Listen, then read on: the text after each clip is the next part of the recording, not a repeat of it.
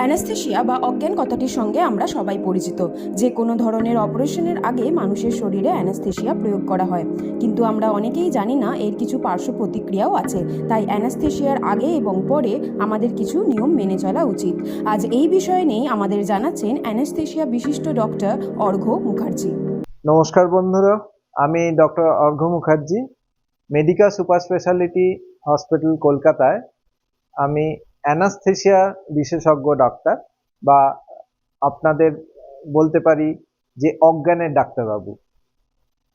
তো দেখুন, অজ্ঞান বিষয়টা নিয়ে অনেকের মধ্যেই প্রচুর প্রশ্ন থাকে এবং কিছুটা ভয়, কিছুটা দ্বিধা, দ্বন্দ্ব এসব প্রচুর থাকে।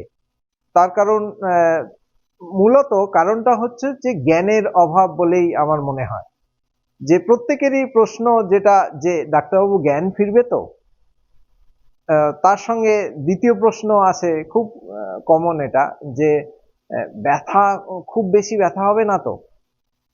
তৃতীয় প্রশ্ন যেটা আসে, যে কতদিন আমার এই এফেক্টটা থাকবে বা অজ্ঞানের এফেক্ট থাকবে, এই ধরনের প্রশ্নগুলি আমাদের কাছে আসে।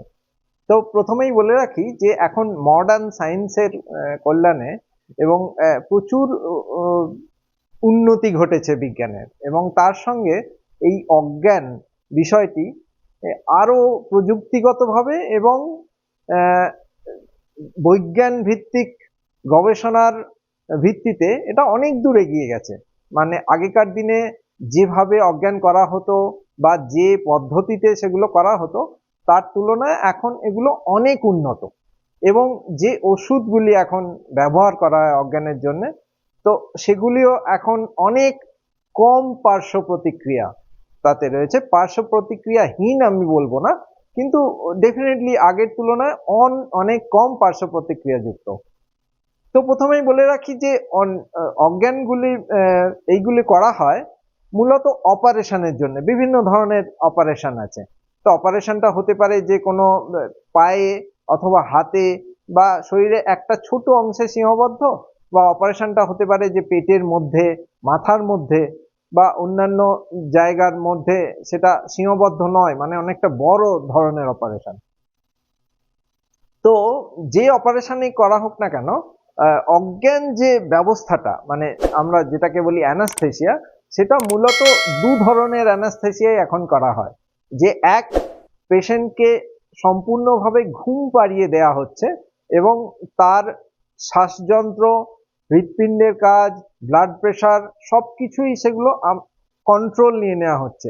এটাকে আমরা পরিভাষায় বলি জেনারেল অ্যানাস্থেশিয়া বা পুরোপুরি অজ্ঞান করে অ্যানাস্থেশিয়া।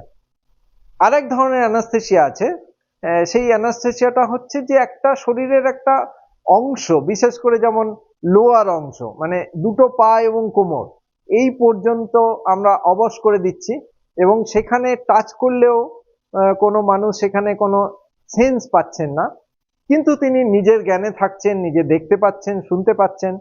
সেটাকে আমরা বলি স্পাইনাল অ্যানাস্থেশিয়া। এই দুটোই মূলত দু ধরনের অ্যানাস্থেশিয়া হয়। এরও আবার কিছু ছোট ছোট রকম ভেদ আছে, সেগুলো হয়তো আপনাদের সেই প্রসঙ্গে যাচ্ছি না। এবার এই যে পুরো অ্যানাস্থেশিয়া বিষয়টার মূলত চারটে মূল বিভাগ আছে। এক হচ্ছে যে পেশেন্ট যেন কোনোভাবেই বুঝতে না পারেন, মানে টাচ সেন্সেশন তার যেন না থাকে যে অঙ্গে তার কাটা হচ্ছে। দুই, তার যেন অপারেশনের সময় কোনো ব্যথা না হয়। তিন, তিনি যেন যে অপারেশনটা আগে যে ভীতিপ্রদ একটা মানসিক ব্যবস্থা বা একটা শঙ্কার মধ্যে সবাই আছে যে কি ঘটবে কি ঘটবে, সেই যে ভীতি এবং মানসিক শঙ্কা, সেটা কাটিয়ে দেওয়া এবং সেটা যাতে পরে না মনে রাখতে পারেন। এবং অবশ্যই চতুর্থ ব্যবস্থাটা হচ্ছে যে অপারেশনের পরেও অন্তত নেক্সট 2-3 দিনে যাতে কাটার ব্যথাটা উনি না পান। তো এই মূলত এই বিষয়গুলির উপরেই কিন্তু মডার্ন অ্যানাস্থেশিয়াটি দাঁড়িয়ে আছে। এবার যদি অ্যানাস্থেশিয়া চ্যালেঞ্জের কথা বলেন, তাহলে কিন্তু আমাদের সাধারণভাবে যারা অজ্ঞানের ডাক্তারবাবু, তাদের কাছে কিন্তু অনেক চ্যালেঞ্জ আছে। কারণ এখন সার্জারি কিন্তু আর খুব সহজ নেই।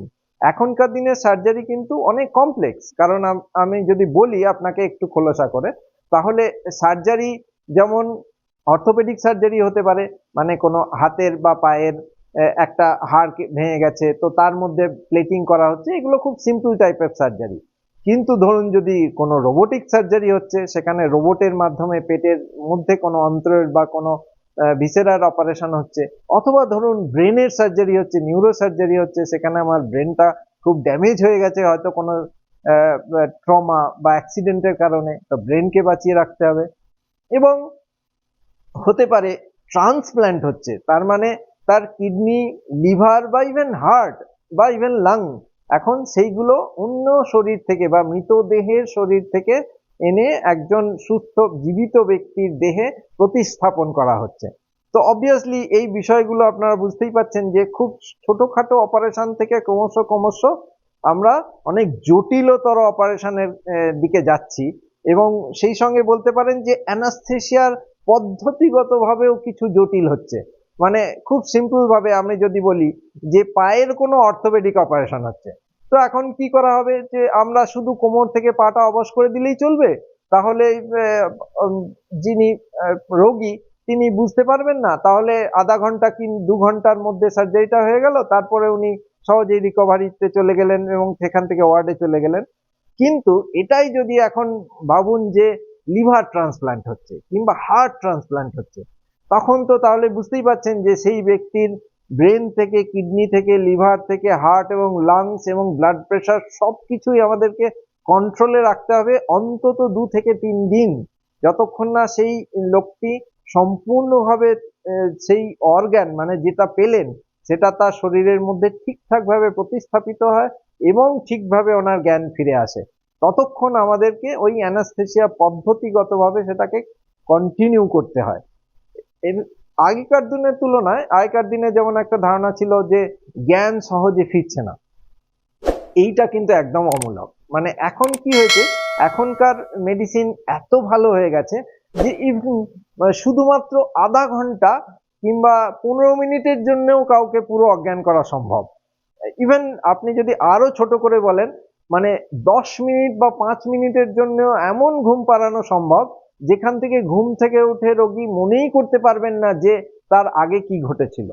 তো মানে এতটাই অ্যাডভান্স এখন অ্যানাস্থেসিয়া হয়ে গেছে। সেই সঙ্গে এই যে ওষুধগুলি ব্যবহার হয় সেগুলোর যেমন অ্যাডভান্সেড হয়েছে, তার সঙ্গে যেটা হয়েছে পদ্ধতিগত অ্যাডভান্সমেন্ট এবং নতুন ইনস্ট্রুমেন্ট ইউজ হচ্ছে। কিরকম আমি কয়েকটা উদাহরণ দিয়ে বোঝানোর চেষ্টা করছি। ধরুন আগেকার দিনে কি বলা হতো যে হাতের যদি অপারেশন হতো, ধরুন হাতের কোনো একটা অপারেশন হচ্ছে, সেই অপারেশনে আগে কি করা হতো যে পুরো হাতটাকে বলা হতো যে হাতটাকে অবশ করে দিয়ে আমরা অপারেশন করছি। এখন আমরা আল্ট্রাসাউন্ড মেশিন ব্যবহার করে সেই মেশিনের সাহায্যে আমরা শুধু পুরো হাতটা নয়, হাতের একটা পার্টিকুলার পোর্শনকে পুরো অবশ করে দিতে পারি, বাকিটা একদম সাধারণ থাকবে এবং পেশেন্ট বুঝতেই পারবেন না যে সেই অপারেশনের অংশে কোনো অপারেশন ঘটছে বা সেখানে কিছু ঘটছে। সেটাও করা সম্ভব। এবং অপারেশনের যেটা মূল 4টে স্তম্ভ, তার একটা তো অবশ্যই যেটা আপনাদেরকে বললাম যে ব্যথার নিরাময় করতেই হবে অপারেশনের সময় এবং অপারেশনের পরবর্তীকালে। সবার এটা নিয়ে খুব টেনশন থাকে যে ব্যথাটা হবে না তো। এই ব্যথা নিরাময়ের ক্ষেত্রেও কিন্তু এখন রিভলিউশন হয়েছে আমি বলতে পারি।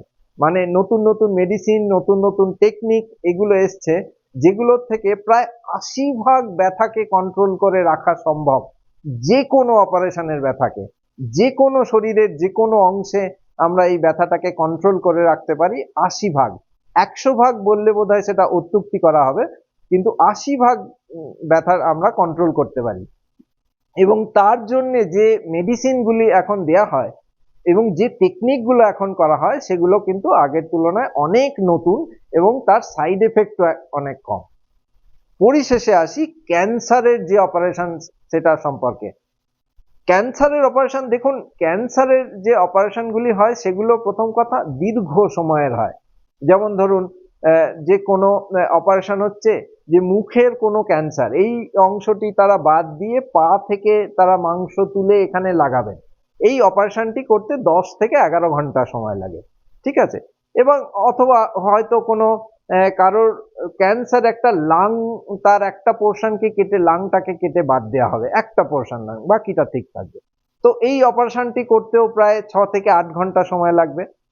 তো এই এত সময় ধরে অপারেশন করার পরেও কিন্তু আধুনিক প্রযুক্তির সাহায্যে আমরা কিন্তু পেশেন্টকে তখনই জাগিয়ে দিতে পারছি, মানে ইভেন 10 ঘন্টা অপারেশনের পরেও কিন্তু পেশেন্ট হাসতে হাসতে জেগে রিকভারি ফেজে চলে যাচ্ছে। এইবার অ্যানাস্থেসিয়ার কতগুলো ইম্পর্টেন্ট জায়গা আমি আপনাদেরকে এখনই জানিয়ে রাখি। এখন প্রথম কথা হচ্ছে, অ্যানাস্থেসিয়া দেওয়ার আগে সেই রোগীকে খুব ভালো করে পর্যবেক্ষণ, তার ব্লাড প্রেশার থেকে শুরু করে সবকিছু মেপে দেখা, তার রক্তের রিপোর্ট, তার ইসিজি, মানে সোজা কথা প্রত্যেকটি যে শরীরবৃত্তীয় অর্গান মানে হার্ট, লাংস, লিভার, কিডনি সব কিছুর তথ্য খুঁটিয়ে দেখা এবং তাকে পরীক্ষা করে ডাক্তারবাবু নিজেরা দেখবেন, সেই দেখাটা ভীষণ ভীষণ জরুরি। সেই দেখাটা যদি অসম্পূর্ণ থেকে যায়, এইটাকে আমরা পরিভাষায় বলি প্রি অ্যানাস্থেসিয়া চেক আপ। আপনারা হয়তো হসপিটালে গেলে এটা শুনে থাকবেন যে অপারেশনের আগের দিন কিংবা 2 দিন আগে প্রি অ্যানাস্থেসিয়া চেক আপ হচ্ছে।